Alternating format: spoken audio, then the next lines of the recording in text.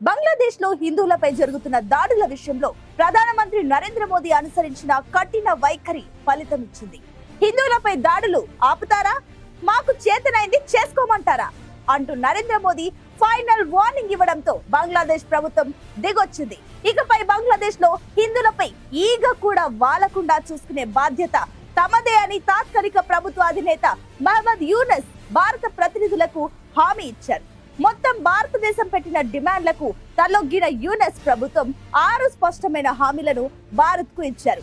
ఇచ్చిన హామీలకు కట్టుబడి హిందువుల రక్షణ విషయంలో చిత్తశుద్ధి ప్రదర్శించాలని భారత్ మరోసారి బంగ్లాదేశ్ ను కోరింది. హామీ నెంబర్ 1, హిందువులపై ఈగను కూడా వాలనివ్వం. హామీ నెంబర్ 2, దాడులకు పాల్పడ్డ వారిపై కేసులు. హామీ నెంబర్ 3, దాడులు వద్దంటూ ప్రభుత్వ ప్రచారం. హామీ నెంబర్ 4, కృష్ణదాస్ పై కేసు ఉపసంహరణ. హామీ నెంబర్ 5, మత సామరస్యం కాపాడుతాం. హామీ నెంబర్ 6, కోర్టుల్లో న్యాయం జరిగేలా చూస్తాం.